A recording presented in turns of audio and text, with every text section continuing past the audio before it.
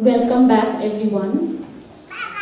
Our program, the first program this afternoon, is a musical offering by the students of the Suranjali School of Music. The performance will be guided by Shumita Chakraborty. We have listened to the melodious voice of Shumita Di this morning.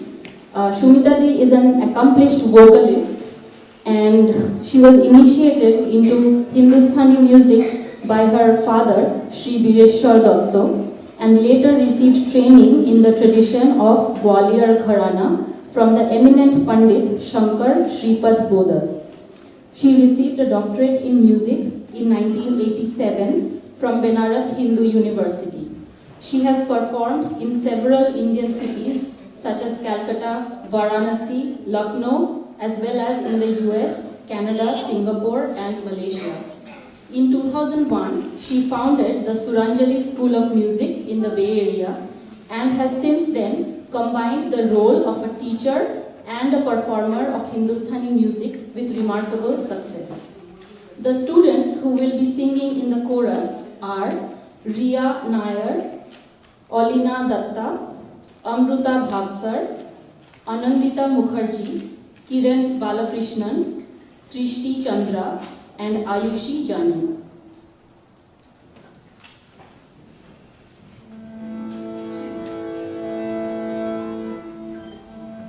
Namaskar.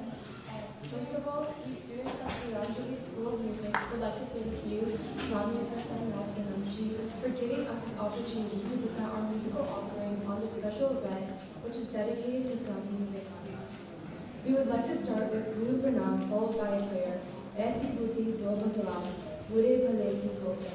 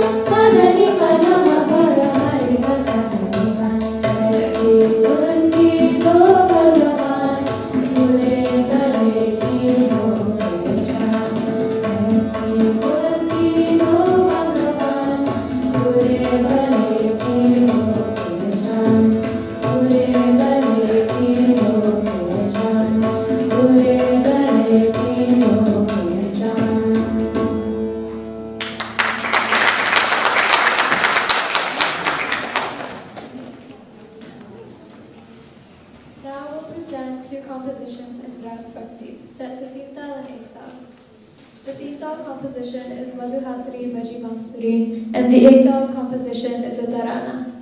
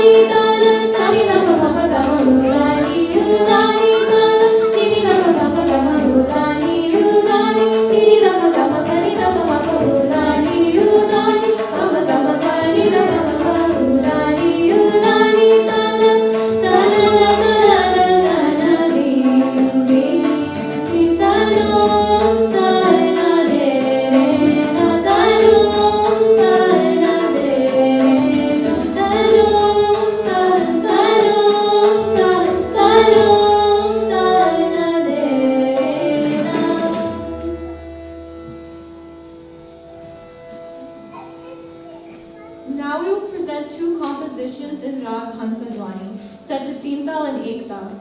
The Tintal composition is Brahma Shiva Hari Arachanak Vijay, and the Ektal composition is Aye Garanandalal.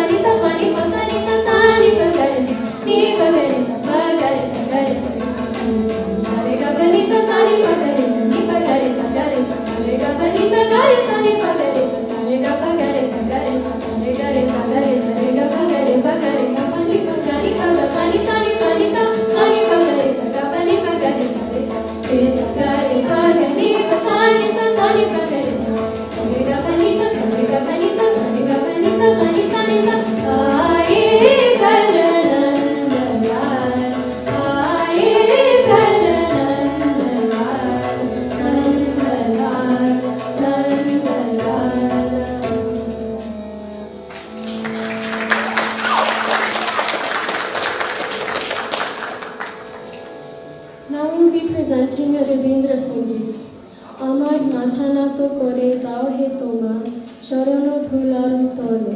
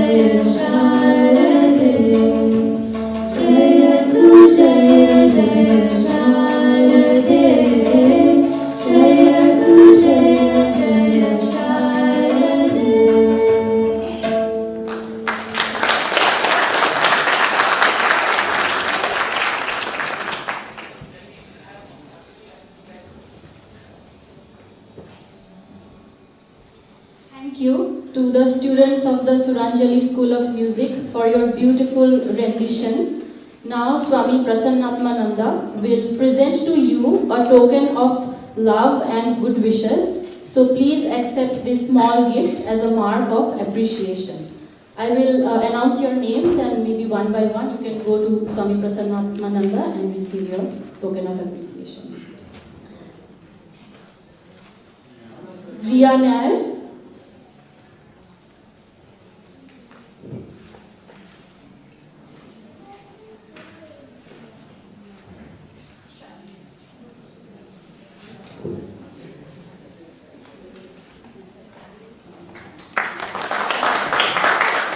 Olina Datta,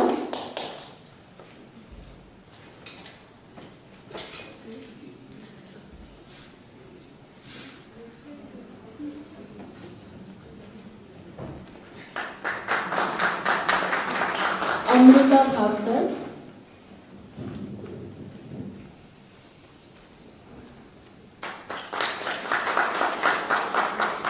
Anantita Mukherjee,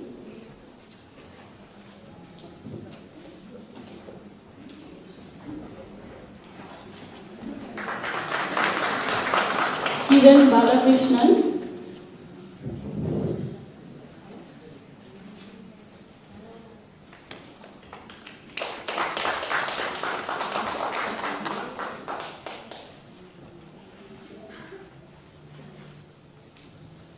Srishti Chandra,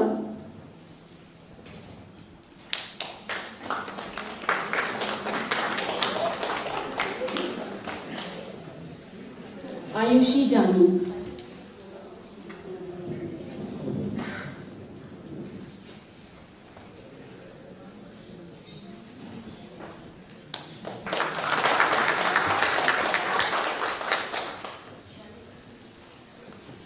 Our first speaker this afternoon is Swami Satyalokananda. Swami Satyalokananda is Vice President of the Ramakrishna Mission in Singapore. After graduating from Kobe University in Japan in 1973, majoring in economics, Swami Satyalokananda joined the Ramakrishna Order and was initiated by Swami Vireshwarananda, the 10th President of the Order, in 1976. He was posted at the Hyderabad Center from 1977 to 1980 and again from 1982 to 1996. Then he became the personal attendant of Swami Ranganathananda, the 13th President of the Ramakrishna Order. Swami Satyalokananda has spoken at various interfaith forums. I request Swami to please come and speak, and if you can, we are very eager to hear some reminiscences of Swami Ranganathananda, so if you can narrate some of them, we'll be very grateful.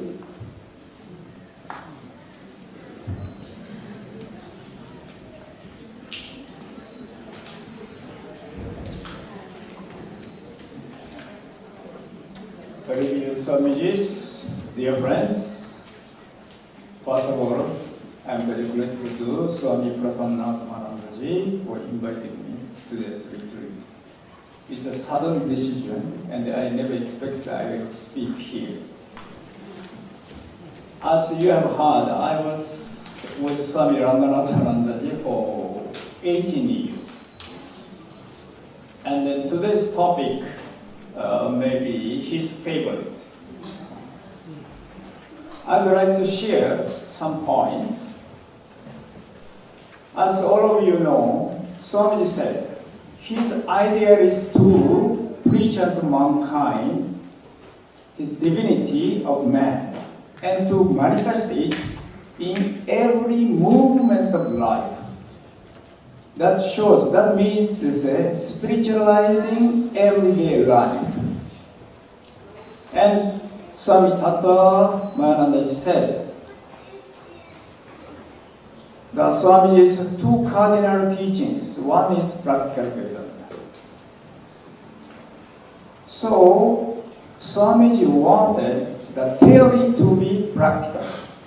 It must be practical. Otherwise, it remains static piety. This word Ranganathananda used to use static piety and dynamic spirituality. Study piety means you go to temples or churches, you pray. When you come out, nothing changed. No change happens. And what do you pray? Only for me, my family, my relatives, my friends. Nothing more. But dynamic spirituality, when we say, Swamiji stressed character. The modern religion has become the lifeless mockeries, he said. What is required the character? When he says character, it should be based on the divinity of man. That is the base of character. And the best scriptures, you can say, in practical Vedanta is Bhagavad Gita.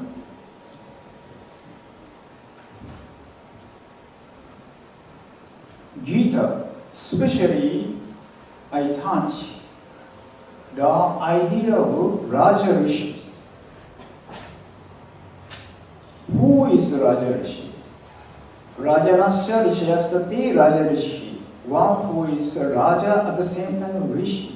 One who has the power and also the wisdom. Now, Gita says, actually Shri Krishna says, this yoga was lost. Evam param parapta imam rajarshayo rishihi. Sakalenena mahatta yoga nasha paranta. This yoga was handed down as parampara among the Raja Rishis. But Sakalena Mahata Yoga Nashta Parantapa. But in the lapse of long time, the yoga was lost. And then Shankaracharya beautifully explains why lost. Durbalam Ajitendriya Prapya Yoga Nashta Parantapa. It was handed to the Durbalam, the man of weaklings. Weaklings. Strength is not there. Mind is weak, spiritually weak. And then Ajitendriya Prapya, one who does not control their senses. No self-control. So these are very, very important points. Now, I come back to Raja Rishi. As I said, Raja is a power. It represents power. Who has power? Actually, everybody has power to a certain extent. From President of the USA to the small kids, they have power, various kinds of power. How to use that power is very, very important. And then who is Rishi? One who has wisdom. One who is spiritual. So, using the power, how you can become spiritual? Well, using the spiritually, the power, how we can attain more. Now, every day, we have to face the decisions in front of you. Every moment you have to take some kind of decisions. Now there, you are using your power also, your wisdom also. If you can use it positively, you can change. I was in India for 22 years. So I had to go many places, government offices, and many other places. Now, many of you are Indians, so I believe you know. Corruption is rampant, especially in the government office.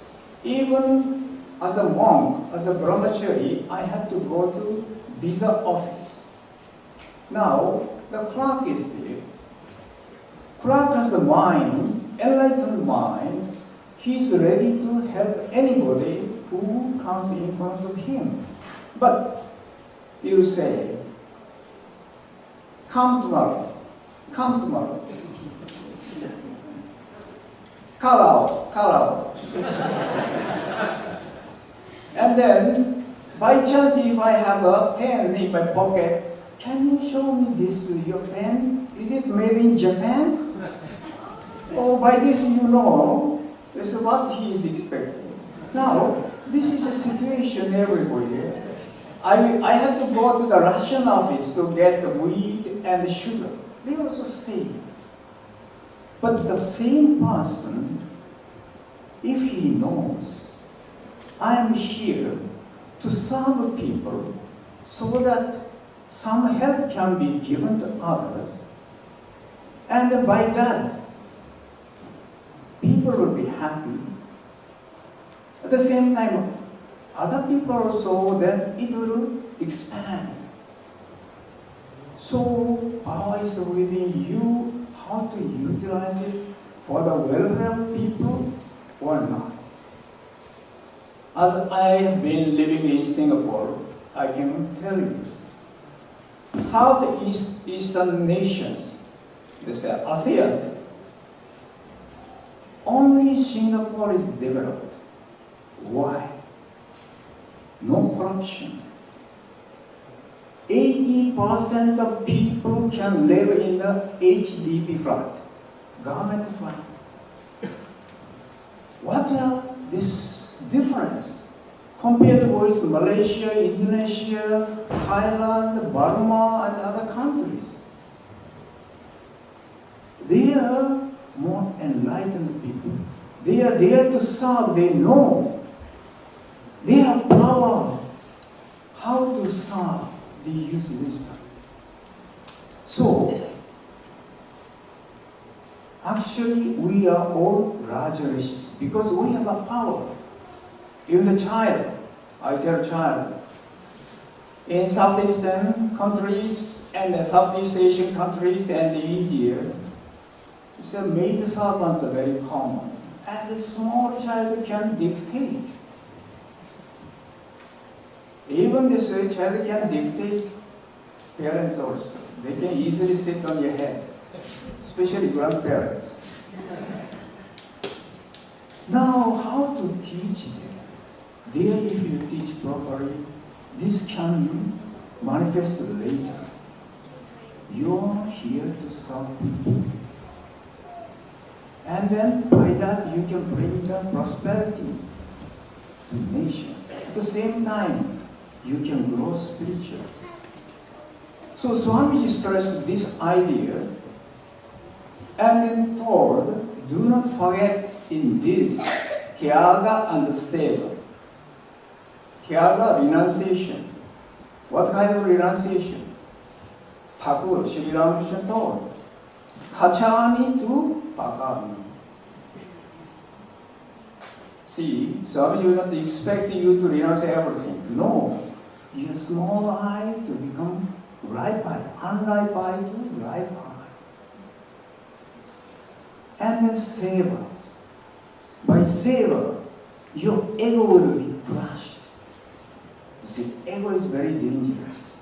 By serving, your very petty pride will be little crushed. With this, you will grow spiritual. These are the points. This how you can spiritualize everyday life. Because every moment of life, you have to take a decision. What kind of decision do you take? Is it for my sake only? Is it selfish? No, I consider. You see, mother has always ready to sacrifice for children. That spirit should come into all. Durga Saptasati tells, you see, Ya Devi Sarva Bhuteshu Matra Rupena Samstha. This motherhood is not only in man, as in woman, but also man also. So, they're ready to sacrifice. This is required. Then, you can develop your life spiritually. Work is a double-edged sword. Outside, it will bring up prosperity if you work properly. The Gita tells yoga karma skosha. Yoga is a ksharata, dexterity in work. Then at the same time, your inner spiritual growth by sacrificing a bit of your ego. In this way, the Gita's message, or Swami's message of practical Vedanta can be practiced. Thank you.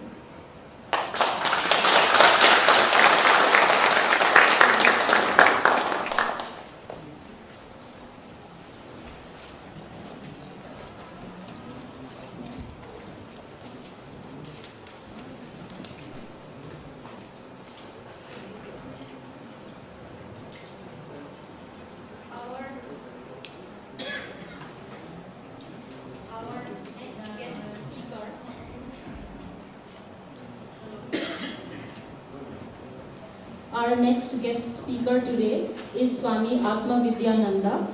Swami Atma Vidyananda is currently the treasurer of the Vedanta Society of Southern California.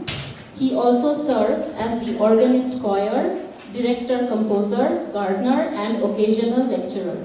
He is also campus minister for Hinduism at the University of Southern California. He served as secretary and president of the University Religious Conference at UCLA. As a lecturer, he speaks at the 4 centers of the Vedanta Society of Southern California, as well as many schools, churches, and interfaith groups in Southern California. He conducts services for the Ramakrishna Vedanta Center in Las Vegas nearly every month. His lecturing has also taken him to the Institute of Culture in Calcutta, India, New Delhi, Canada, and France. He was initiated by Swami Prabhavananda in 1970 and joined the order in 1978. He took his monastic vows from Swami Bhuteshananandaji in 1990. Swamiji has also composed numerous choral works and instrumental works. His major works include 1 operetta and 1 opera with interfaith themes, a symphony, and 2 oratories. I request Swamiji to speak.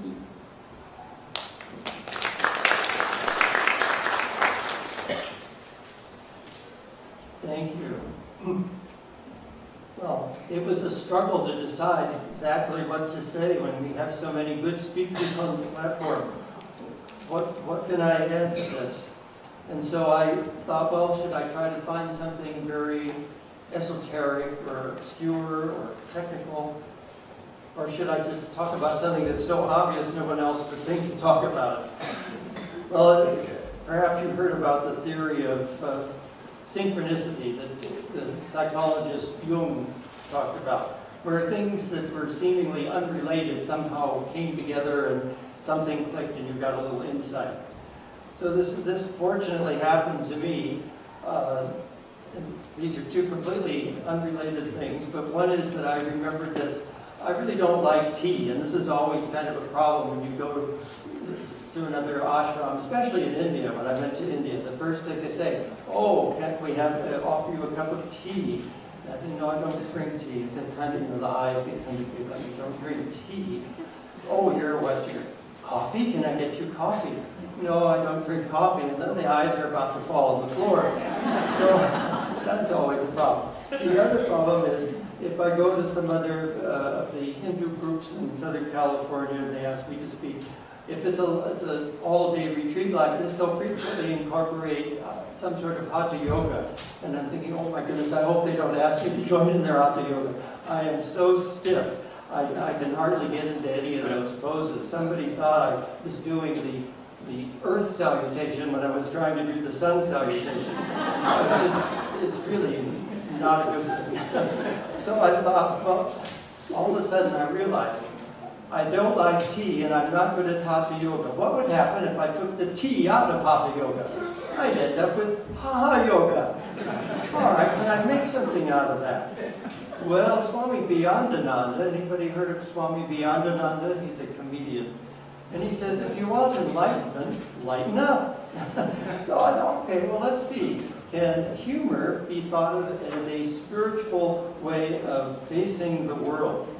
So I turned to the Gospel of Ramakrishna. Well, it is so obvious. This really was something so obvious, nobody else would probably think to talk about it. Every page of the Gospel's got all laugh, or said with laughter, or something about laughing. Practically every page. And so indeed, Sri Ramakrishna sort of justifies this idea that humor can be part of the spiritual life, perhaps even a necessary part of spiritual life. Now, why was Ramakrishna such a funny person?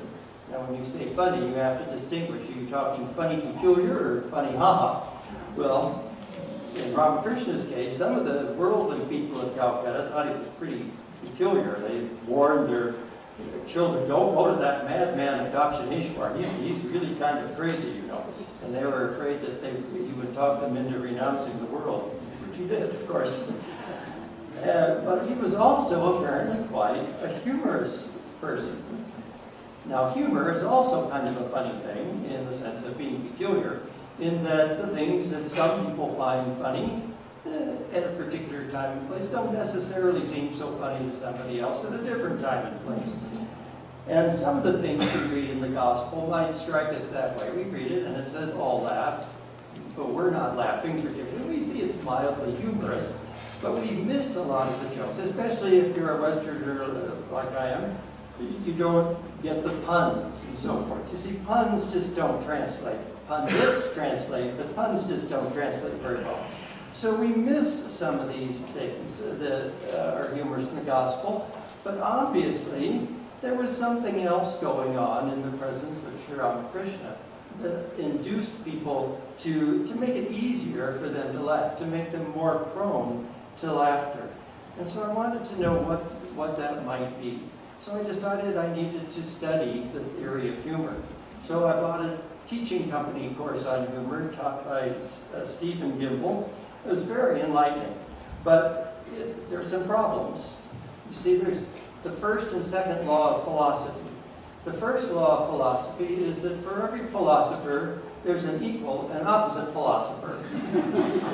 And the second law is they're both wrong. And so this is the difficulty with the philosophy of humor. It's hard to come up with a definitive answer. Humor is both a very serious matter and a laughing matter at the same time.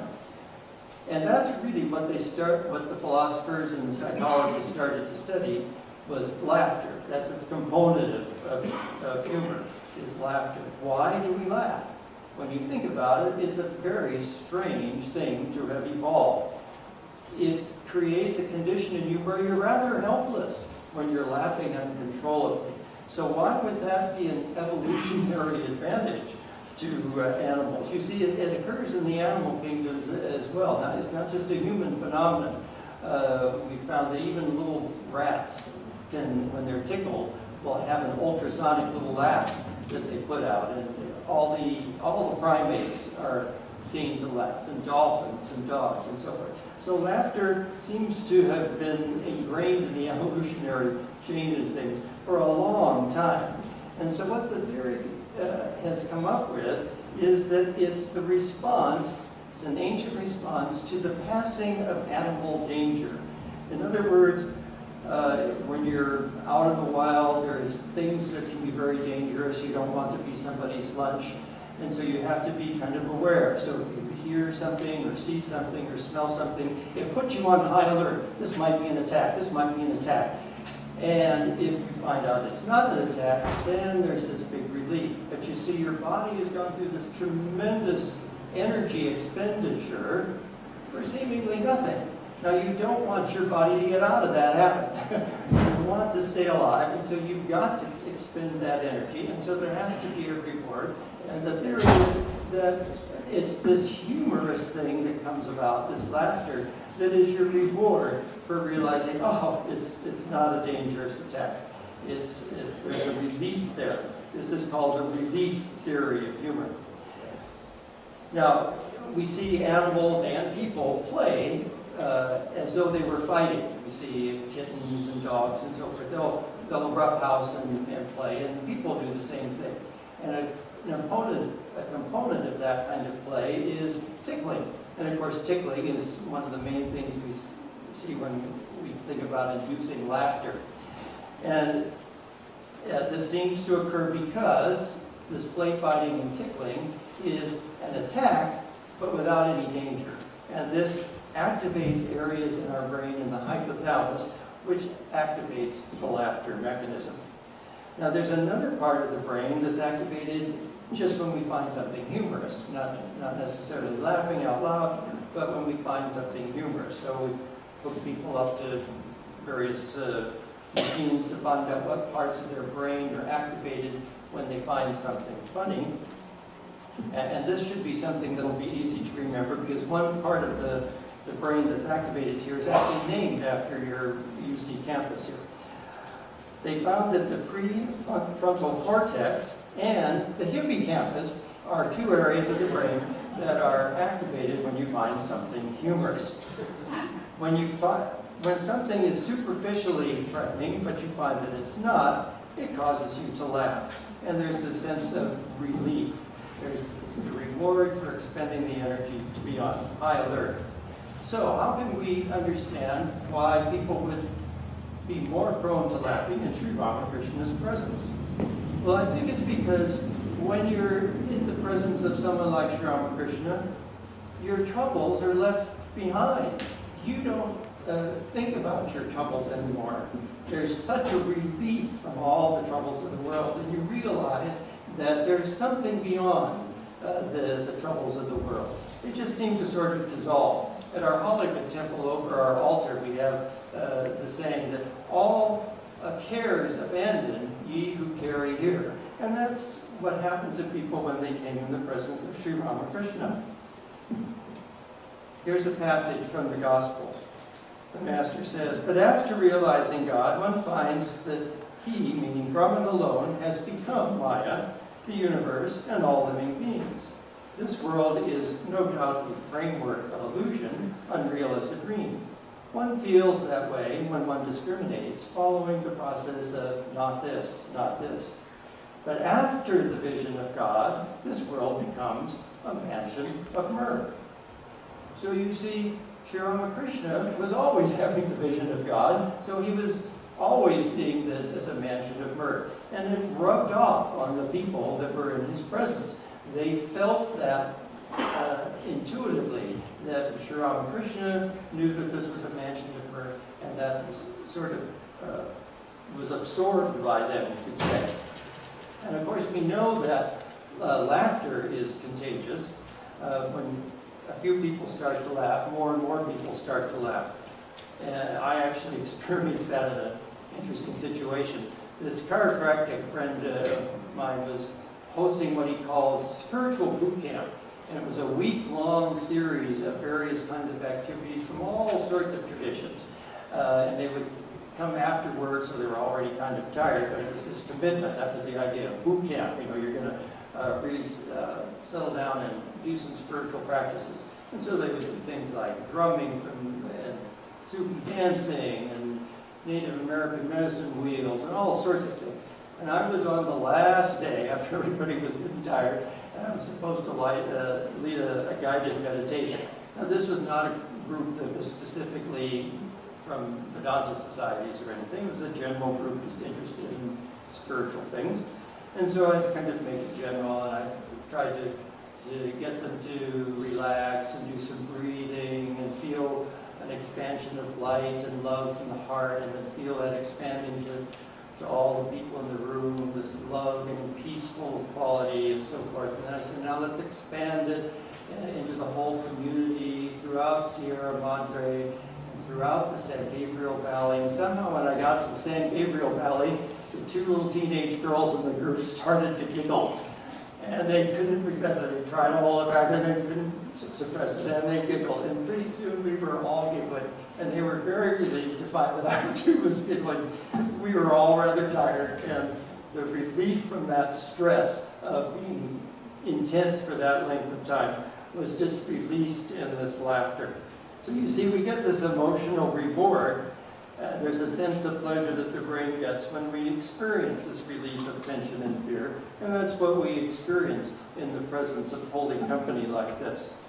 So, of course, now society has learned how to capitalize on this brain mechanism, and that's where jokes come in. We create fake situations with planned tension in them, some sort of riddle or something that doesn't make sense or something that seems incongruous or ironic. And then the punchline switches the whole thing around and you have to completely rethink it, and there's this relief of tension when you get the joke.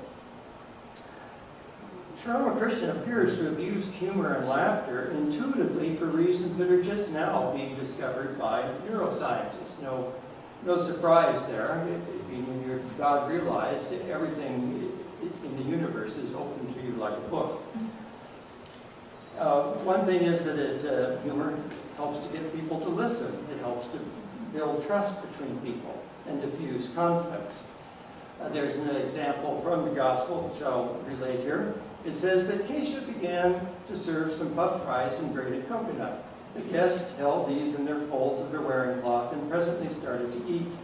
Everyone was joyful. The master noticed, however, that Keshav and Vijay were rather shrank from each other. And he was anxious to reconcile the two. So the master says to Keshav, "Look here, there is Vijay. Your quarrel seems like the fight between Shiva and Rama. Shiva was Rama's guru. Though they fought with each other, yet they soon came to terms. The grimaces of the ghosts, the followers of Shiva, and the gibberishes of the monkeys, the followers of Rama, would not come to an end, and everyone roars with laughter." He continues, "Such quarrels take place even among one's own kith and kin." So by using this humorous incident, he was able to diffuse the tension between the two. There's another example that I want to relate, and that happened in the negotiations after the Cuban Missile Crisis back in the 60s. This was an extremely serious time, the threat of nuclear war. The negotiations were going nowhere, and one of the chief negotiators, the kind of the neutral party that was trying to get the two parties together, finally said, "Let's take a break from negotiating and let's just tell some jokes." So the Russian told the crowning joke. He said, "In your country, man takes advantage of man for his own benefit. In our country, it's the other way around." So, by telling a joke that sort of deflates both sides, the sense of humor comes up, and the negotiations were able to go on. All right, so Hatha Yoga. What else can we learn about Hatha Yoga? Well, I turn to Swami Vivekananda, and if you search through the complete works for things like keywords like humor and laughter and fun and so forth, you find a lot of references. And one striking one was actually in the New Discoveries book by Mary Louise Burke. And it's an incident where he's at Ridgely, and a young teenager, I think he was, maybe even younger, was Hollister. He was there at the same time, and he was passing by Swami Vivekananda's room, and he heard this peals of laughter. That's odd. I don't think there's anybody else in there. What's so funny? So later, when Swamiji came out, he said, "What were you doing, Swamiji, in there?" And he said, "Oh, I was meditating." Yeah, right. Okay. So he said, "But I heard you laughing." And so then Swami Vivekananda paused for a minute and said, "God is so funny." Well, in the sort of the mode of a psych student, I'll tell you the joke about the psych students. These two psych students in their second semester are just going to start their new course, waiting for the elevator to come down. The elevator doors open, and who should be coming out? Their psych professor from the previous year. And as the psych professor leaves, she says, "Good morning." And the two psych students get in the elevator, the door shuts, and one turns to him, "What did he mean by that?" So I had to ask the same thing. What did he mean by that? That's what psychologists do. They try to figure everything out. So what did Vivekananda mean by God is so funny? Well, perhaps it's because he was a student of Sri Ramakrishna, and he saw this world as God's play, that God's Leela, the play of the divine. That he could see that this really was a mansion of birth. He was a realized soul. He had experienced the vision of God. So he too would be experiencing this as a mansion of birth. Now some places he would talk about how life is like going to school and learning lessons, but in another place he said, you know, that's not the best analogy. He says this is more like a circus and we're all clowns that have come to tumble. And so I think we can use this idea to try to use humor as a spiritual outlook. The universe might appear threatening, but if we can see this as God's play, maybe we can get a good laugh. Now, you have to remember that comedy is sometimes described as tragedy plus time. So the world is full of all sorts of uncomfortable things. Swami Vivekananda said you have to realize that nothing is permanent. And many times when we tell funny stories, it's about something that was felt very tragic at the time or very difficult at the time.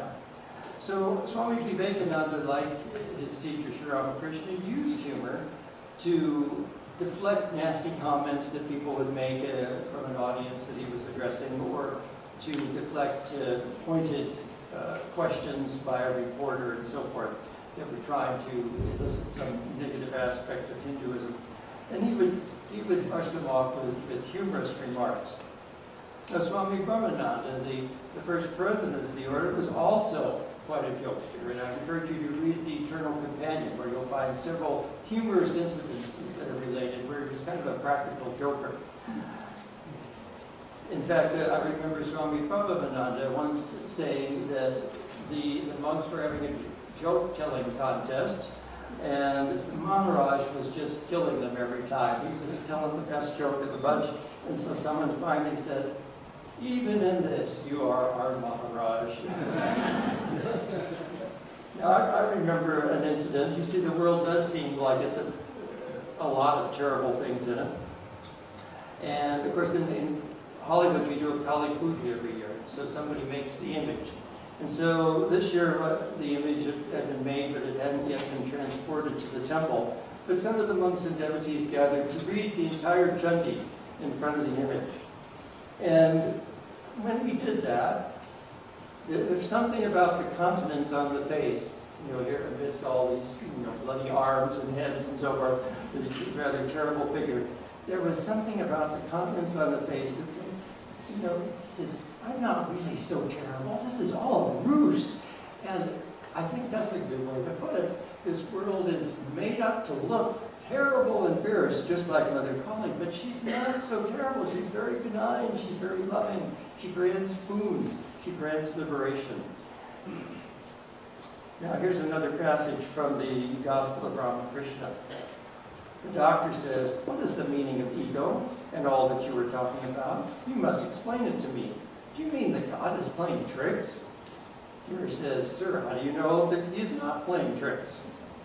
Ramakrishna is smiling. "It is God who has kept this ego in us. All this is his play, his Leela. A king has 4 sons. They are all princes, but when they play, one becomes a minister, one becomes a police officer, and so on. Though a prince, he is playing a police officer." So you see, Sri Ramakrishna was saying, yes, this is like the Divine Mother's drama. We're like actors in the play. And sometimes we get fun parts, sometimes we get the parts where we have to cry and feel passionate and emotional and so forth. But we're still all actors. If we remember that we're just actors in the divine play, it makes it easier. That's an outlook on the world that makes things a little bit easier. You see, we have to remember that we see this world as actual. We think this is the real world is actual. But what is the real meaning of the word actual?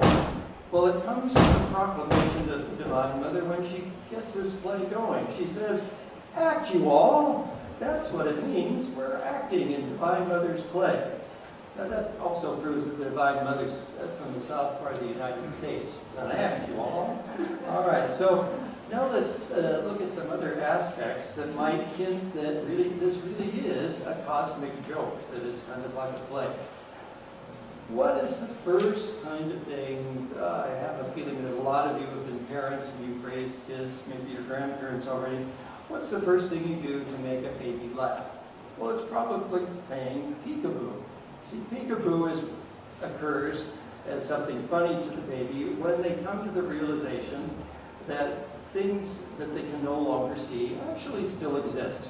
And it becomes a fun game. And so you can get a baby to laugh by playing peekaboo. Well, is the Divine Mother not hiding herself from us? Sri Ramakrishna again says, the mother feels compassion for her child when she sees him running about recklessly. She has been hiding herself. Now she appears before the child. And then thought to himself, why should God make us run about? And immediately Sri Ramakrishna answers as though he had said the question out loud, it is his will that we should run about a little. That is the great fun. God has created the world in play, as it were. This is called Mahamaya, the great illusion. Therefore, one must take refuge in the Divine Mother, the cosmic power itself. It is she who has bound us to the shackles of illusion. The realization of God is possible only when those shackles are removed. All right, so let's examine a little bit more some similarities between Maya and jokes. The similarities and things that would give us a hint that really this is a cosmic joke. So looking more deeply into the philosophy and theory of humor, I find that there were several theories about humor, and that I could tie each one of them into the idea that this is a cosmic joke. The first one is superiority theory. That's kind of where you have put-down jokes, where you make fun of somebody. Somebody's the butt of the joke, and it makes you feel good. So you feel superior. And the essence of this is that humor is the result of sudden realization of glory. Well, what could be more sudden realization of glory than to realize that the Atman and Brahman are one, and that you are nothing but that supreme divine self? That is about as sudden a realization of glory as I can think of.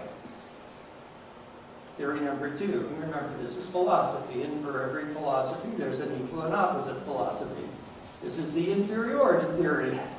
All right, so when people tell jokes to each other, they first start out with a position of power over the audience, and then the humor comes from the joke teller kind of knocking themselves down a bit and creating sort of a fellowship with the listener. This is very typical of when you're putting yourself down. A lot of humor is self-deprecating humor, you could say. So how do we see this working out in Maya? Well, we have to remember that part of Maya are the gods and goddesses. The gods and goddesses are not a permanent reality. They're part of the divine play. And in the Puranic stories about the gods and goddesses, we find that they get themselves into all sorts of trouble. They give, one of them will give boons that gets everybody else in trouble, and somebody else has got it. It's just a mess. And so when you look at it that way, it really is a divine play, and it's a way of the divinity of Brahman through the manifestation in Maya to become more accessible to us. The deities have more human qualities that we can relate to. And so this is the whole point of expressing religious ideas in terms of the Puranic stories. The next theory is play theory. Now this is kind of obvious. We've already said that Sri Ramakrishna says this is a divine play. Now in play theory, what they say is that jokes are fictions that allow people to mentally inhabit imaginary worlds for brief stretches. Well, I think that describes our human condition. Now, the lifetime may not seem like a brief period of time, but in the cosmic scheme of things, our lifetime is an extremely brief moment in time. And so, the Atman has, for a brief time, inhabited an imaginary world, the imaginary world of Maya, and that is our condition. So we are in the midst of this cosmic joke. Relief theory. Well, we already talked a little bit about relief theory in terms of laughter and so forth. But in relief theory, The joke sets up a particular tricky puzzle, something that seems not to have an answer. You're trying to figure out what the answer to the riddle or the joke might be. And then a mental shift occurs when the punchline is delivered, and you realize you have to completely change your perspective on things. So humor is kind of like a journey, where the listener is going through this cognitive journey where first you're kind of confused, and then you realize there's a whole different perspective on things that make things right.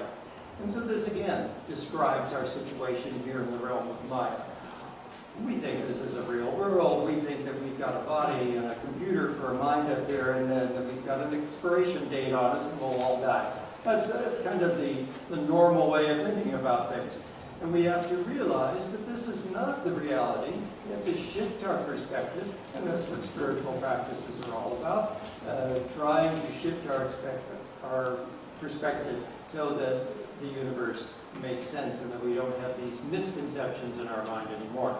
This is very similar to incongruity theory, which is when an act of humor presents an incongruity, which then needs to be resolved. So this is very typical of jokes. For example, the joke, two fish are in a tank. One says to the other, do you know how to drive this thing? And so you have to shift from thinking fish tank to thinking army tank. And then, of course, it's incongruous that the fish would be worried about driving an army tank. No matter how you look at it, it's incongruous. But that's what elicits the humor there. Well, this world, I think some of our speakers have talked about this, how this world presents us with dilemmas and conflicts and incongruities that just, why did somebody have to die so young and tragically and so forth? And these conflicts are either resolved, you could say, or dissolved in transcendental consciousness. The problems just go away when you see them from that perspective. Now, cleverness theory is the last one. Humor is an intentional, conspicuous act of playful cleverness. Well, when I've looked at the physics of the universe, quantum physics, relativity theory, you realize how clever the Divine Mother is in putting this universe together. The physics of today, the quantum mechanics and relativity theory, is not the physics of a real world, no matter how hard the physicists will try to make you think it's the physics of a real world. I don't see it as the physics of the real world at all. It is a very clever illusion that is filled up, and that's a whole other series of lectures which we're not going to get into. So, jokes really do seem to sort of mirror this idea of what we're experiencing in this realm of Maya, that we're experiencing it one way and it's not really that way, and once we realize our true nature, we will no longer see the fake way of seeing it, and it'll all seem very funny. It'll be a mansion of mirth. Another way that some philosophers have tried to look at humor is by comparing it with irony, and it's the same thing. Irony is the result of coming to see how things are not as we thought they were, and this requires a sense of knowing how things really are.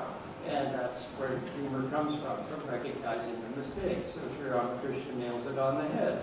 Once you've realized God, once you've had the vision of God, you see how things really are, and you see it as humorous. You get the joke. You've gotten the cosmic joke. So God realization is getting the cosmic joke. Now, you might say, well, that's all very fine and good for people like Ramakrishna and Vivekananda, but how many of us have realized God yet? Well, don't worry, I won't ask for a show of hands. But we can fake it until we make it. We can make this a practice where we consciously try to affirm, okay, I know I'm going through a hard time, but it's not permanent, as when we took the wine out of this reminding us earlier. It's going to pass, and when I get some distance on it, when there's some time passed, or when I have more of a spiritual insight, I will be able to look back on it and realize that this was just a crazy, mixed up kind of world, an Alice in Wonderland kind of world, and all I have to do is wake up from the dream from it. So you see, in Hatha Yoga, what we strive to do is to see this world as some sort of cosmic joke or cosmic play. So when life seems tough, we just need to remember that it will look different to us after God realization. Ramakrishna and Vivekananda both emphasize that we will be able to realize God, and we will be able to see this world as a mansion of mirth. So it's worth faking it until you make it.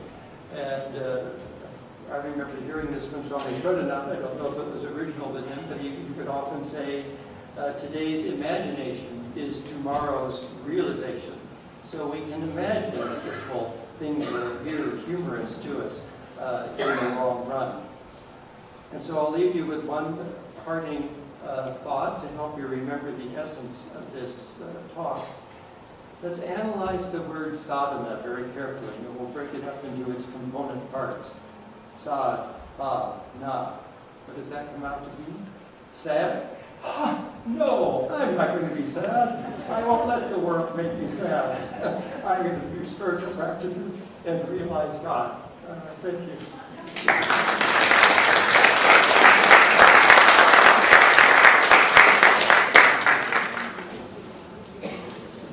We will now have a chorus performance of the song Khatro Virjo Brahmo Tejo.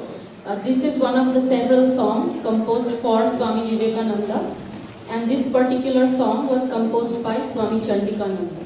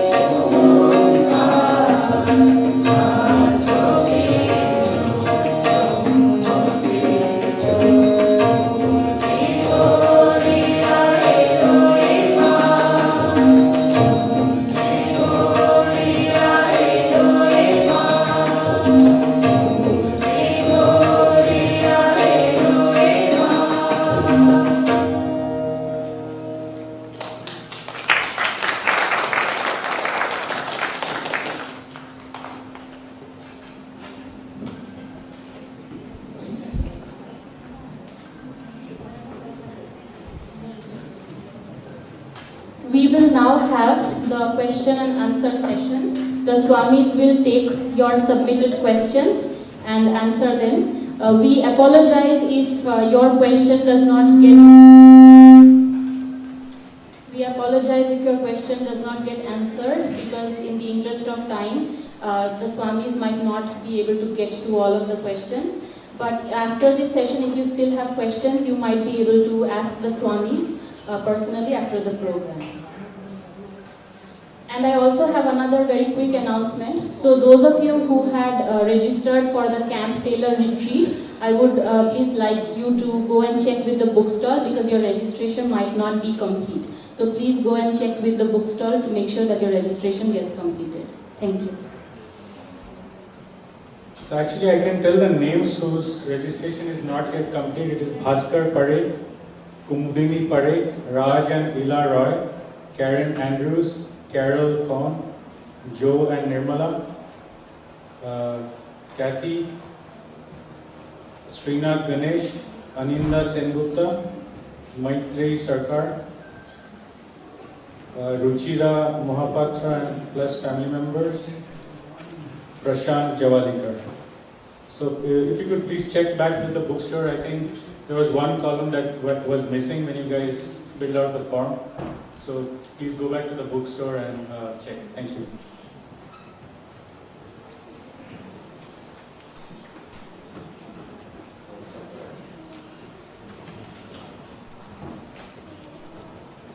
I have two questions about Varnashrama. Varnashrama,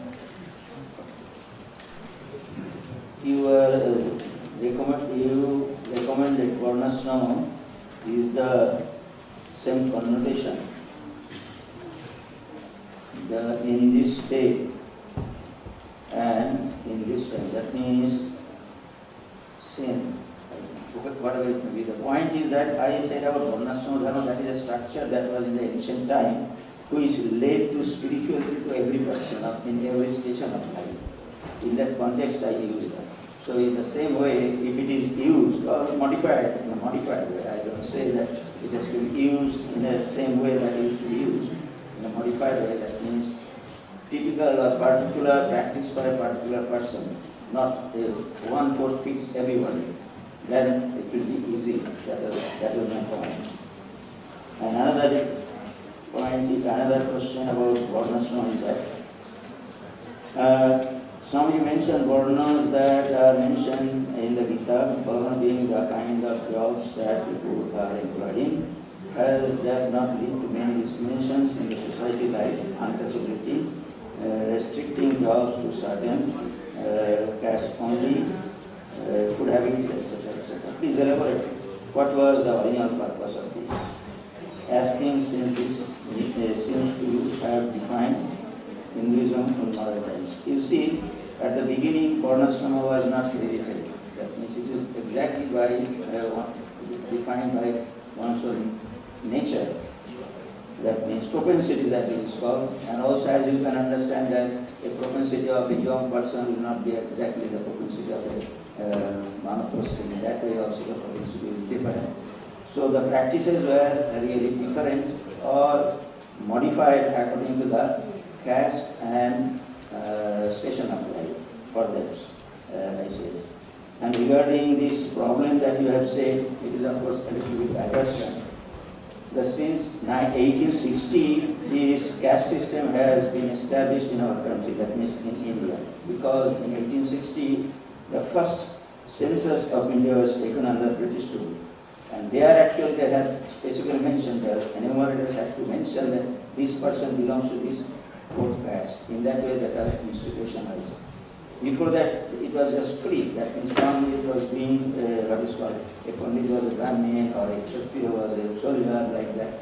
Just by profession, they used to go into the society, but it was not earmarked.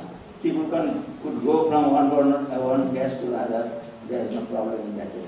But this enumeration from 1860 established that what is called watertight compartment, and that was accepted in our constitution also when the constitution came into 1950. So there are many books. Very recently one book has come out about caste system from Temple University in Philadelphia, one researcher has really elaborated how the original concept of Varna was there and how it has been interpolated or it has come down to us at the present age. Now, another two. On the lighter note, only all Swamijis have names in all Swamijis' names end in Vedanta Society, end with Ananda, except Ramakrishna Paramahansa. Actually, Ramakrishna Paramahansa's name, we are also Paramahansas incidentally, we do not use that. Because in the Shankaracharya's classification or sannyasa group, Paramahansa is anybody who has renounced, that name is given. But in fact, probably Sri Ramakrishna's Guru did not like to give or did not know to give a Ananda name, that is why he did not have Ananda name, right? That is my guess. But surely he did not have any Ananda name.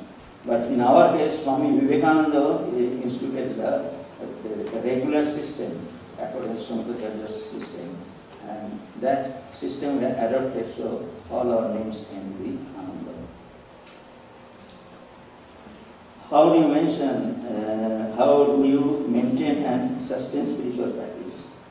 Obhasana Pramudya Voyagana Chakravidya, that is the eternal advice that has been given and it is still valid. That means by renunciation as well as regular practice. Renunciation means renunciation of attachment. Mind is attached to many things, it will just cut down attachment, then mind will be free. So in that way one can progress in spirituality. No gas, that means by repeated practice. Twice daily, thrice daily, those who can do more, and that way practices are important. Otherwise it cannot drop from the sky of spiritual realization.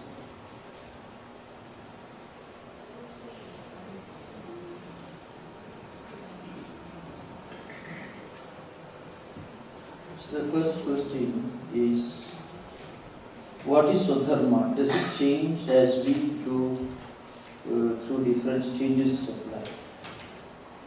For example, I was a student working outside, became a mother working, etc. Now, this Swadharma is defined as Swabhava Niyata Karma, a duty, a work or a responsibility that comes to you without your seeking it, or a duty or responsibility that you are expected to do, the society expects you to do, by virtue of your training, your aptitude, your qualification, and also in certain cases a means for making your livelihood. So Swadharma or Swakarma, these are interrelated. A person's Swakarma means one's own duty that comes to you, a duty that comes to you without your seeking it. You can judge it by this criteria. If you do something apart from your own official duty and responsibility, which you may not like really speaking, but there may be something else that you may be engaged in, music, art, etc., which gives you a kind of inner contentment, satisfaction. It's called Kridakrityada and Kridarthada in Sanskrit. Something that you do and you feel will have benefit. You feel a kind of inner fulfillment, inner contentment and satisfaction by doing certain things. That is your Swadharma and Swakarma. So it could be, that's why there are four definitions with regard to Swadharma and Swakarma used as synonyms in the Dharma Shastras, means within text. A work by doing which you feel a kind of inner contentment without any friction. A work that comes to you without your seeking it. A work that gives you a sense of fulfillment, well, I have done it, Kritakrityada, I have done my duty.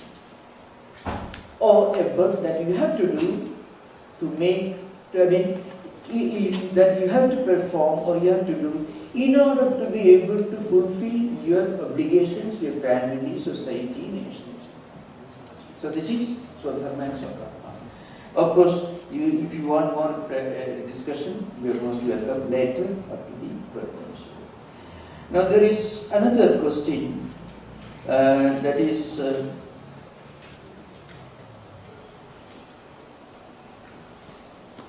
yes, Swamiji mentioned impermanence. non-duality and impermanence. Knowing that, how does one motivate or strive to do to bring the best out of also? Now, impermanence does not mean totally unreal or non-existent. Impermanent means something that is real now but not real later. So it changes. So change is the implication of impermanence in Buddhism and also in Hinduism. So what I was trying to say, when something worries you, when something becomes a big burden to us, very often it becomes too much of a burden because we feel that problem is going to be there all the time. So once we remember this problem is impermanent, in the sense it's not lasting for all time, it won't be there after some time. Once we remember this impermanent aspect of anything in life, then it will not make you overjoyed and it will not make you unnecessarily worried or it will shock you. That's the importance of impermanence. Now, impermanence, as I meant, it implies change, not unreal.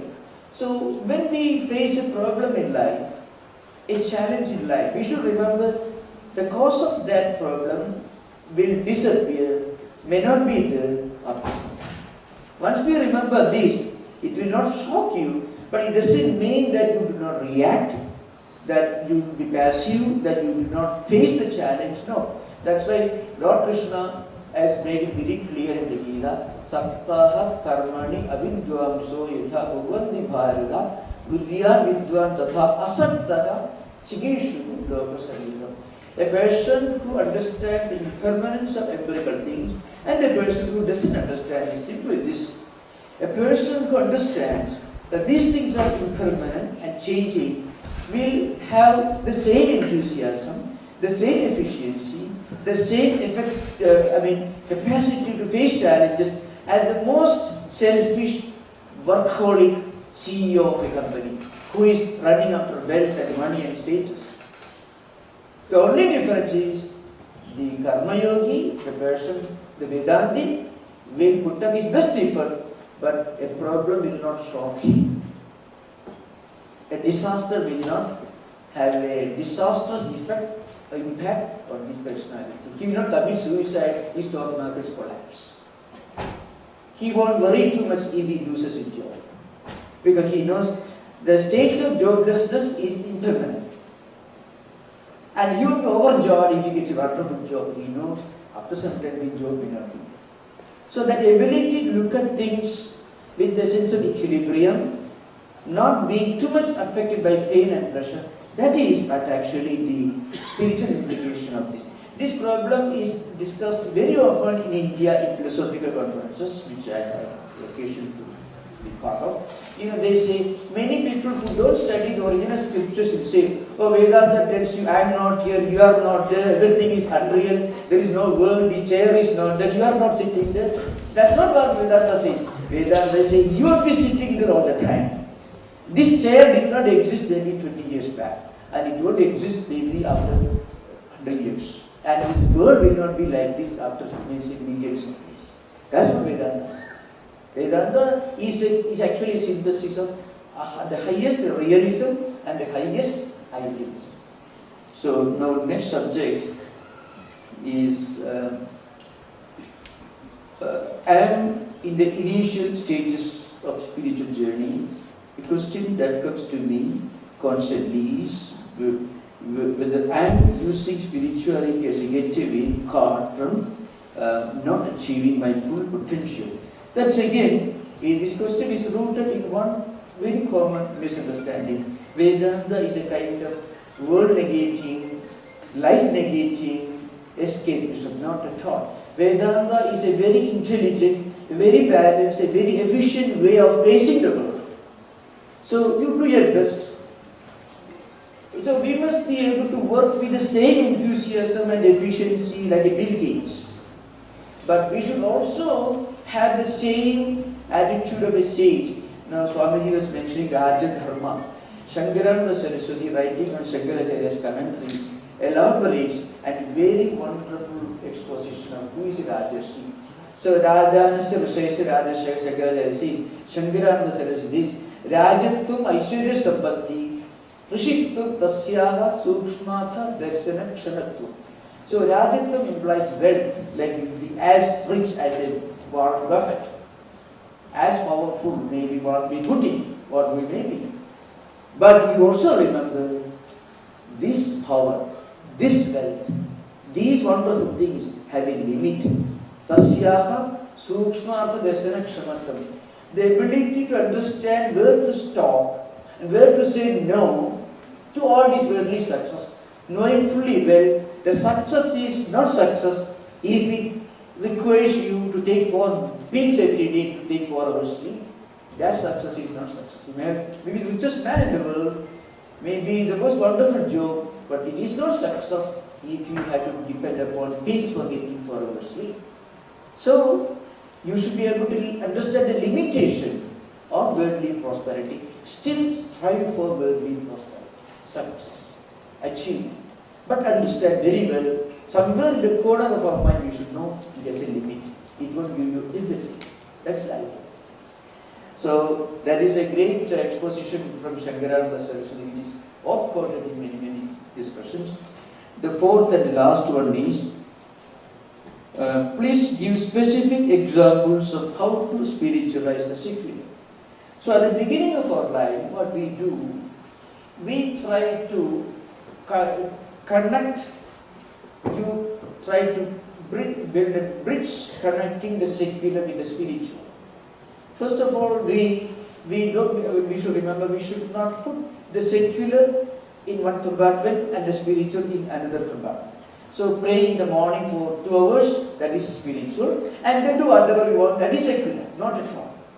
The spiritual should slowly influence our secular duties and responsibilities. For that, we must build a connecting bridge between the secular and the spiritual. So work and worship may be different at the beginning, but work and worship should be connected. Slowly, the work as worship. Say next years. Then you find you are working in the office, you face challenges. Oh, it is not different from maybe preparing garland for the temple, maybe doing meditation, it's the same thing. So, the ability to think of God even when you are not in the temple, even when we are not in the shrine, in the puja room, the ability to think of the spiritual even outside the temple, the church and the shrine. That is the second stage. The third stage, you are in the shrine all the time. So that is the state of Diva Mukta state, a very tall order. The highest spiritual persons, there is no secular form. The so-called secular is actually not non-spiritual. It is spiritual for the highest, for the most evolved spiritual persons. There are different stages of evolution. To begin with, we must slowly try to think of the spiritual even when we are in the world of so-called secular. And then the secular becomes less and less secular and more spiritual. The secular moves closer to the spiritual. Eventually, the only spiritual. That's why Swamiji's practical Vedanta is founded on this idea of bringing God into our everyday life. God not as somebody sitting a big beard sitting above the clouds 6,000 years back. He created the world and then nothing with the do's and don'ts, a list of do's and don'ts, threatening you with hellfire and rewarding you with heaven. Not that kind of God. God as a divine reality present in all of us, immanent and transcendental and omnipresent. That is the idea of practical Vedanta. Thank you.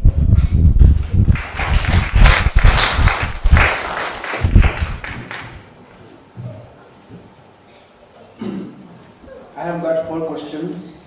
First question is, how Ramakrishna Mission is adapting to the changes in modern world, social, economic, environmental, etc.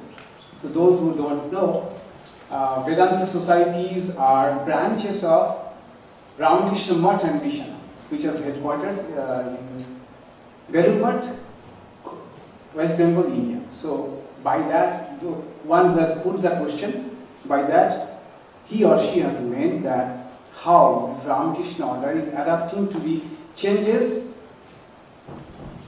in modern world.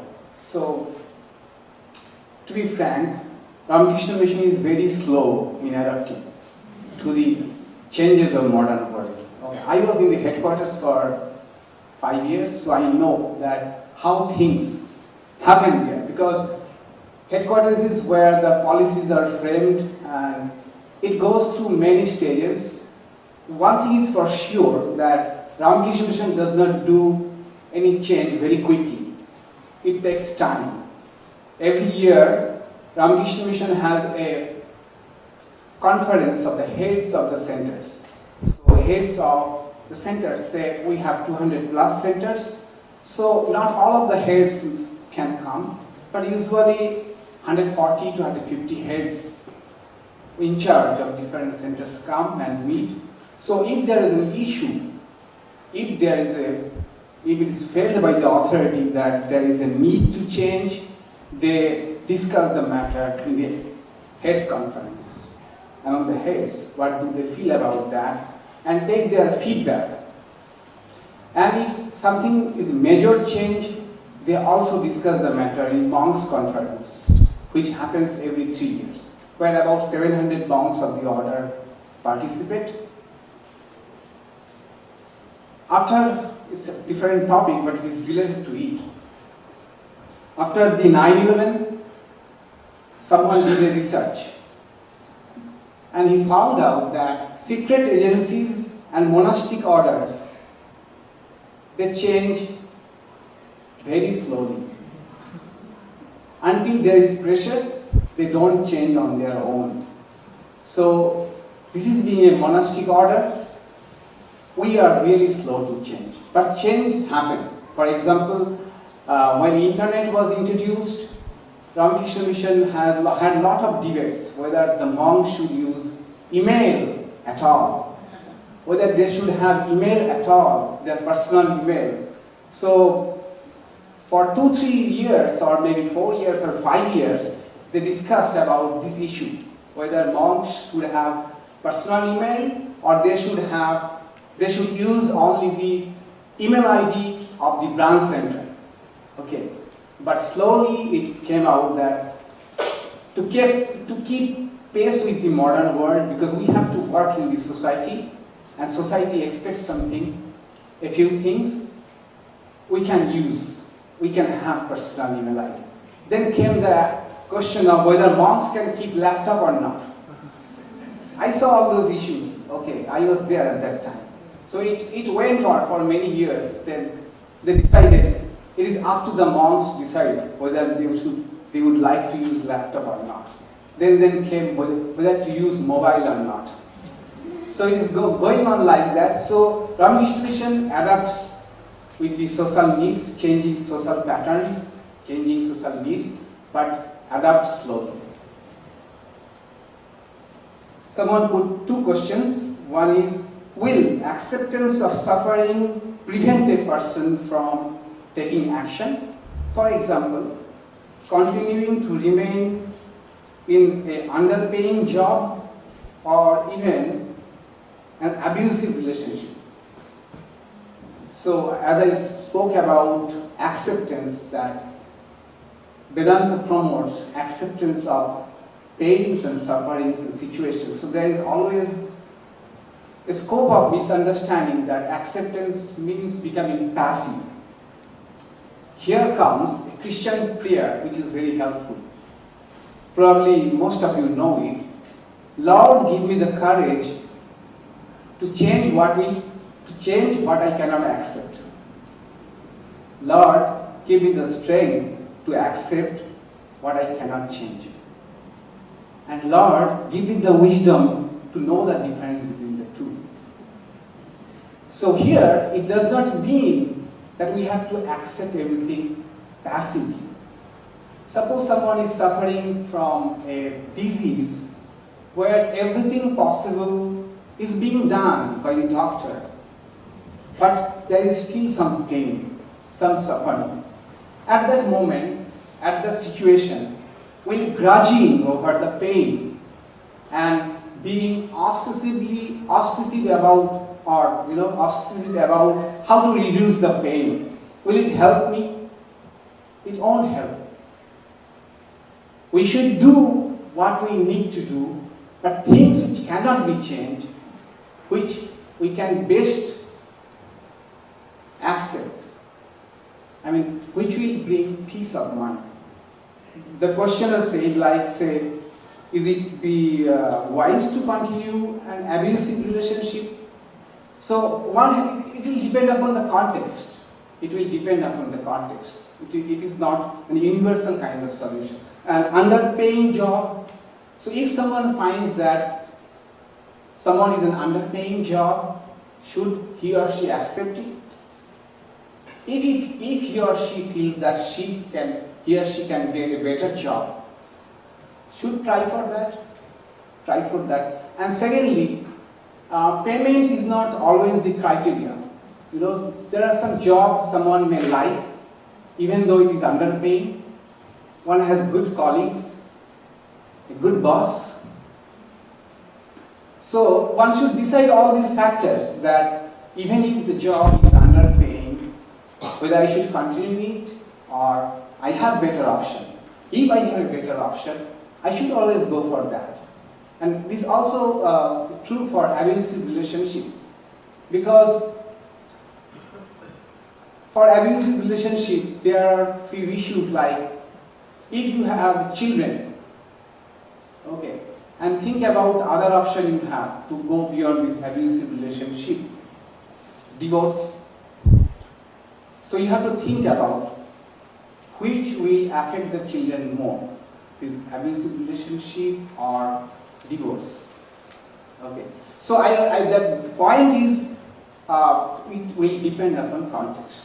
But as I said, the prayer that we have to change, we can change, and we have to accept which we cannot change.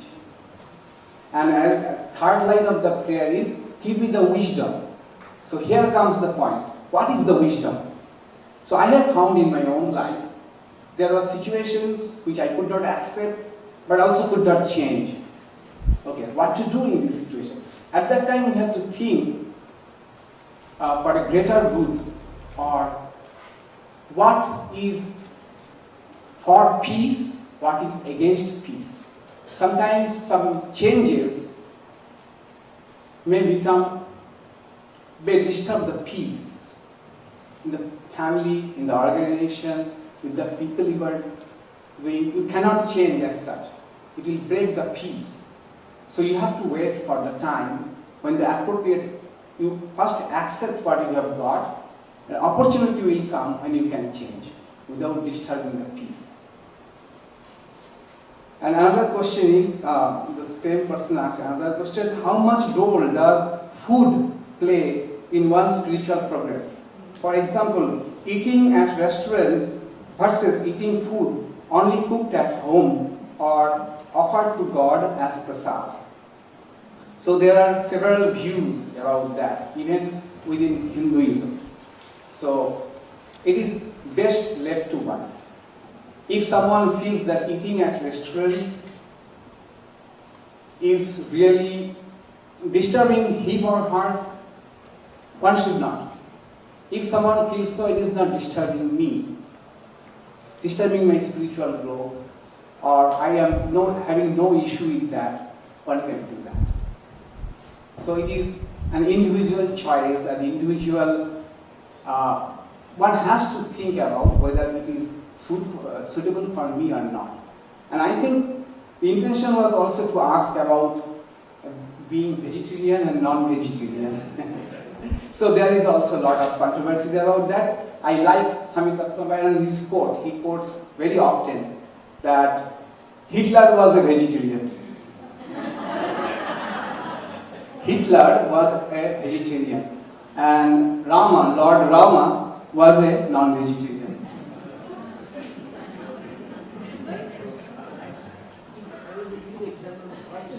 Oh, sorry. But Rama also was, but Christ also was non-vegetarian. So last question. Death when Jiva leaves body, is there a rebirth right away, or jiva goes to heaven or hell before or rebirth? So here are also different views.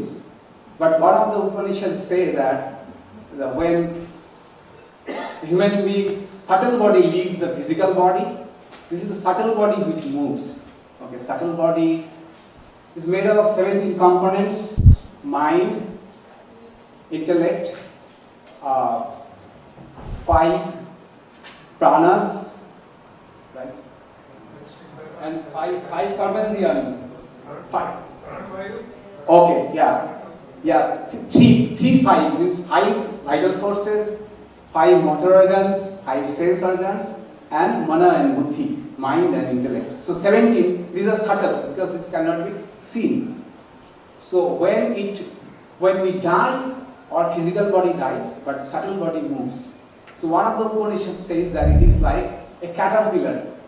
A caterpillar does not leave its place until it has put its legs onto its next destination. Like going like this. Okay. So catch hold of the next place, then only it moves its legs behind. So it also says that subtle body first finds another appropriate body to go into, then only leaves the present body. But there are other views also, like subtle body may keep on roaming until it gets another body. So I have to experience that until I hear it. These were the 4 questions.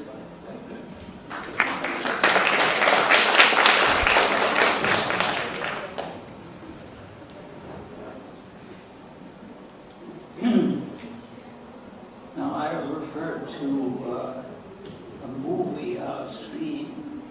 What is it that we see? The reality, what the seeing of Brahman, what is that divine reality? And using the analogy of the movie. So here the question is, when the movie is stopped, one can see the screen, but to see Brahman, what is it that one needs to put to a stop? That's stretching the analogy too far. The point of the analogy is, it's not true that you can see the screen. It's obvious to anyone that when you stop the movie, you can see the screen. Otherwise, you might be entranced into feeling the reality of the movie. You see a boat going over Niagara Falls in the movie, and you feel, oh, this is terrible, these people will get killed. So someone turns on the light and you see you're looking at only a piece of cloth. And you are seeing this and you are imagining the boat and the water and all that. That is true, but the job that we have before us is to see the screen while the movie is playing. So, in other words, while we're going through all of this, to undertake spiritual practices and to try to follow the spiritual teachings of our forebears, to see that what we're looking at is really the screen in different kinds of illumination. In other words, what we're seeing is really Brahman, and that the details are what changes. The essence of it never changes. Whatever we look at, no matter how changeful it appears to be, is changeful only in its appearance. In its essence, the essence of whatever we're looking at is an unchanging, permanent reality. And that is what spiritual practice has to show us. It isn't something that can easily be simply inferred. Yes, I inferred, must be so. You have to actually see it, but the possibility is you can see it, since that is what has been experienced by the saints and sages. It's possible for every one of us to follow that. Thank you.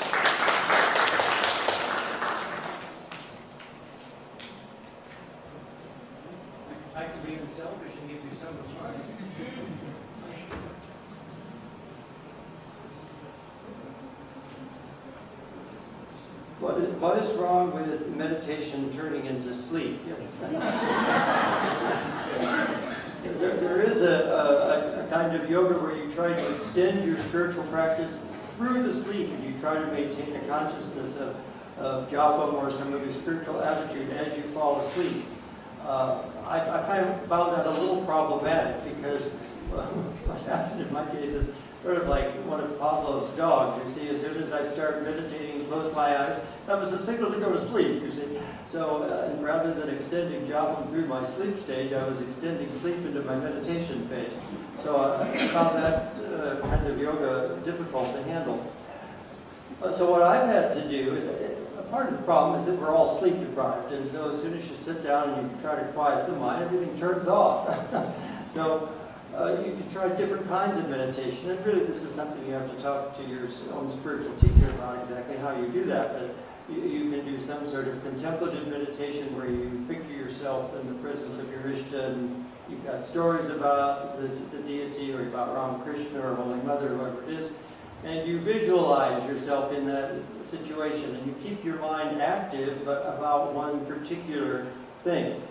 You can try meditate. What I do is I meditate with my eyes open and I stare at the picture, and that way I don't trigger that mechanism that says now it's time to go to sleep. So that's what's helped me. This one says we've heard lots of lectures on Advaita and have tried to contemplate the meaning of it. The real non-dual nature, still in everyday life, it is hard to put into practice because for us it is acquired secondhand and not self-realized. So how can common people see the real meaning of this non-duality and apply it to daily life? So that's, Sri Ramakrishna said, keep Advaita, I think it was Ramakrishna, keep Advaita Vedanta tucked in the corner of your cloth. And then you have to go out and leave the world, live in the world. And this is, we've heard lots of things along these lines, how it's not that you're turning your back on the world or you just automatically see everything is fun and everything is beautiful. You still have to work through all these problems. You look at you read the lives of Holy Mother and Sri Ramakrishna, some of the other direct disciples. They all had all sorts of problems they had to work through. And they're all very different, too. If you read Swami Chaitananda's book on the disciples of Ramakrishna, you see how different they really were, and the kinds of different problems they faced, and the different ways they handled it. And it's because they had this Advaita philosophy in their background. But I'm reminded of a funny plot in a show where there were two people, and they thought one of them was supposed to be the new king, but they didn't know which one, and they had to find their nursery maid to figure out which one was which. And so in the meantime, they had to rule jointly.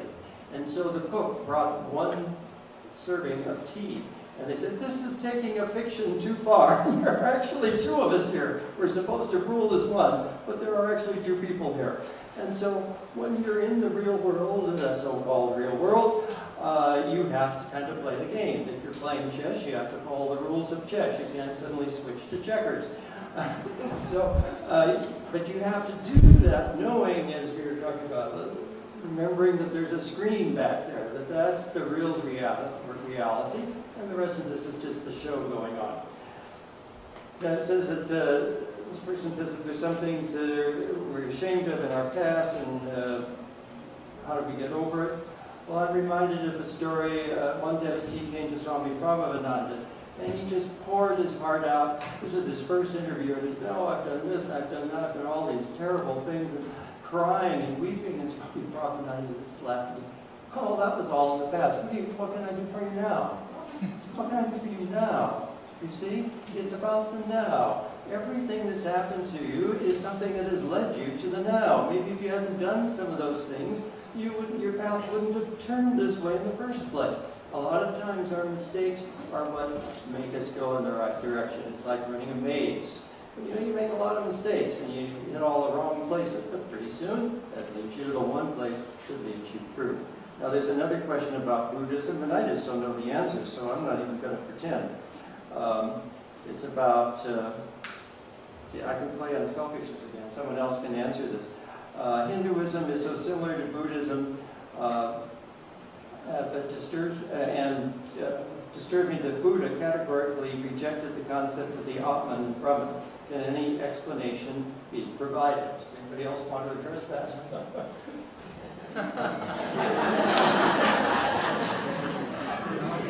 Figure out how Buddha rejected this concept of the Atman and Brahman. I don't have to answer for Buddha. I don't know why he has.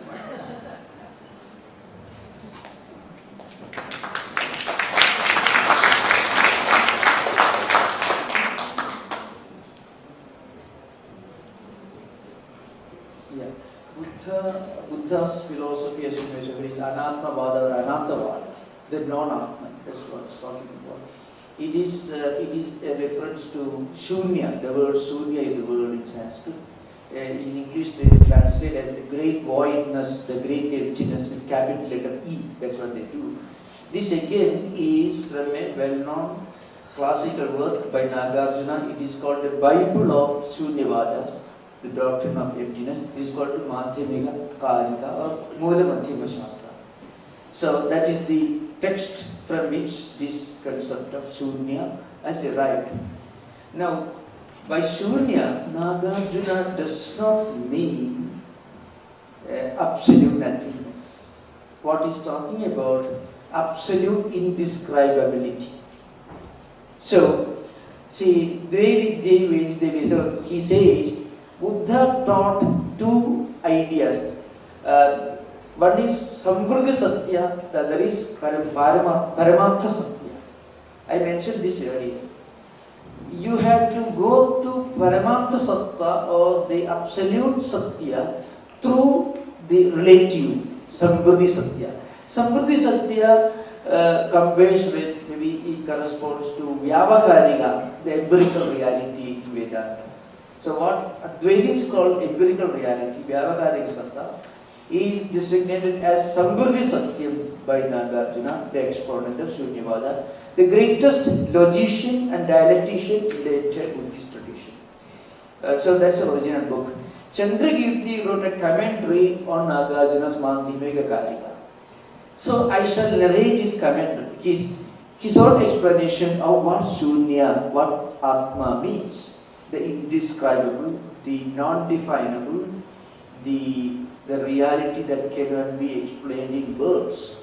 So what he says, he gave Chandrakirti, the commentator of Nagarjuna's classic, gives an interesting illustration that will explain everything. What he says is, it's taken from Ayurveda. You know, some of the greatest Ayurvedic teachers were Buddhists. Bhagavata, the author of this Ashtanga Hridaya, it is the classical text of Ayurveda. Yeah. But this is a very important question, so this is something you can take back home, so I will try to explain this. So Bhagavata was a Buddhist, and he is the author of Ayurveda. So Chandrakirti, the commentator, takes an example from this commentary. He says, if you eat something and that creates a stomach problem for you, then you take an Ayurvedic medicine to empty your stomach.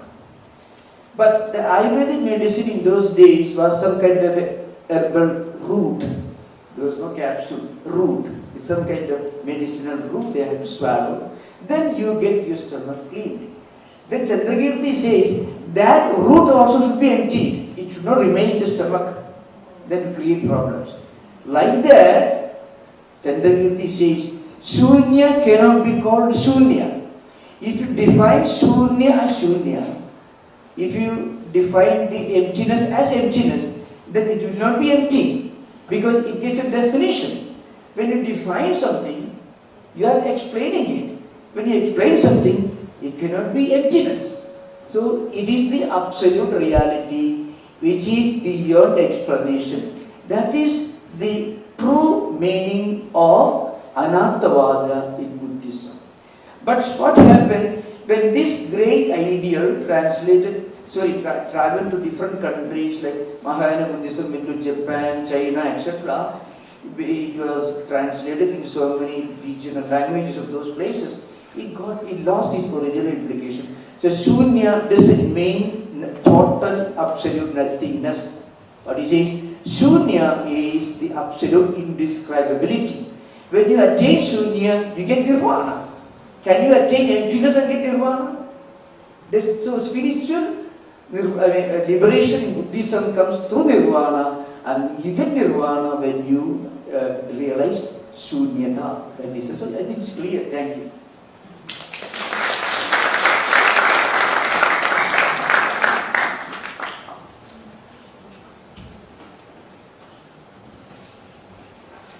I thank the Swamis for their spiritual insights to these very important questions.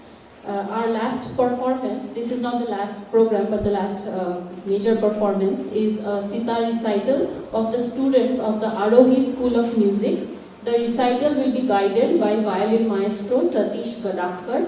The students who will be performing are Krutika Vedula at the violin, Adya Huddar with the keyboard, and Shreyas Patel with the tabla.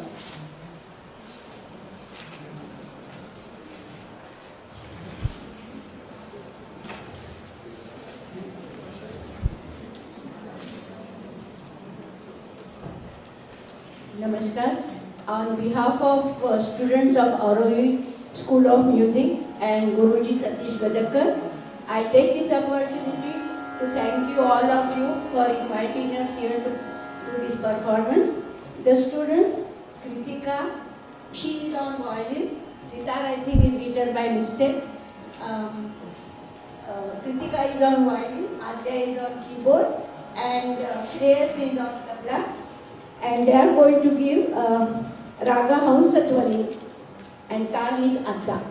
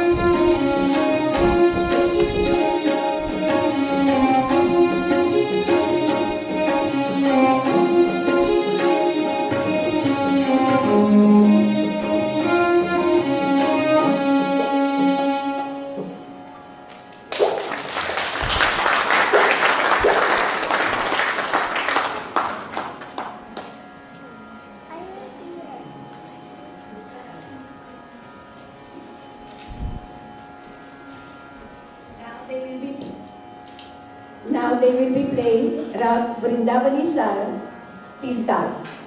Thank you.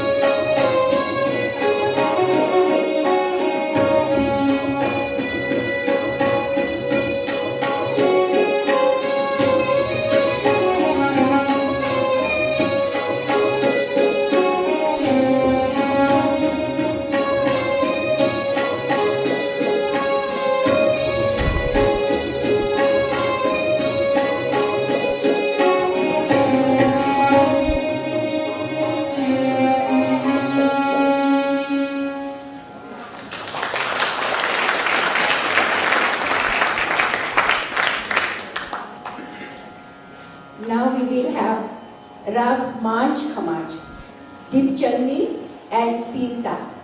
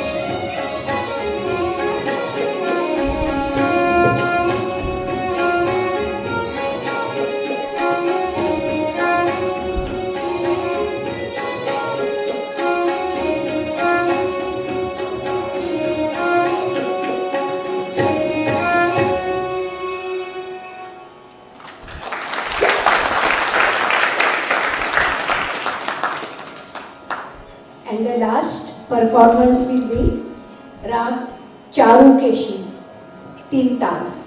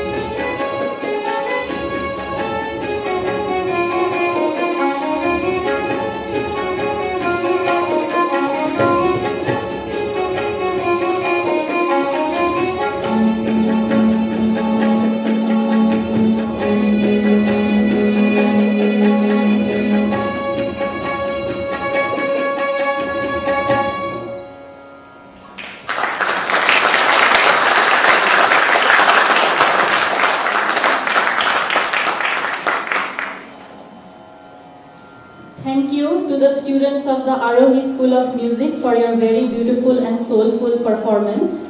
Swami Prasannatmananda will now present to you a token of love and good wishes. Please accept this small gift as a mark of appreciation. I'll call out your names. Adya Huddar,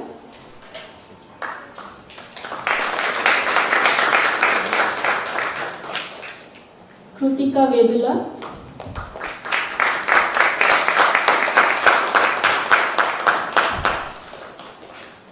Shreyas Patel,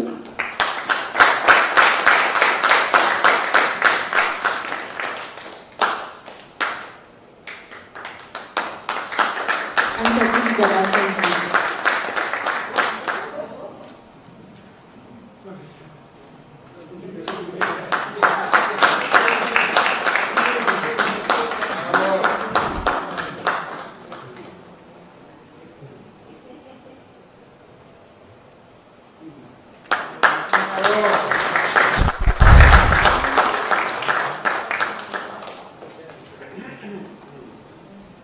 We now have a quick set of announcements, so please,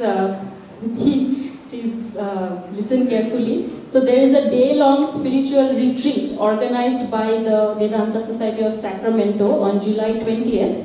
This retreat will be guided by Swami Chaitanyananda, who is the minister and teacher of Vedanta Society of St. Louis. The topic of this retreat is stories of Vedanta monks. Those of you who do not know, Swami Chaitanyananda is a prolific writer and has published several books on the Holy Trio. I also have another set of announcements. So the Sunday morning lectures at the Vedanta Society of Berkeley will resume after the summer recess on Sunday, 15th September, and the San Jose Vedanta Center also resumes the same day on 15th September. I would also request Swami Prasannatmananda to make another announcement. This is a regular announcement actually. We have an upcoming construction project in the San Jose Center. This will be an accessory construction in the backyard of our San Jose Center. The number of devotees in the San Jose Center is increasing every day. Actually, we get every day one new devotees, and I get at least 2 calls every week when San Jose Center will open, when these things. So really, we are in shortage of space in our San Jose Center. And we have started a meditation hour, Yoga Dharana. We call it Yoga Dharana on Wednesday. And almost the floor is filled up by the participants, those who are interested to participate in the meditation. So we will have this construction for this growing number of devotees. I would request you to extend your helping hand and support for this project.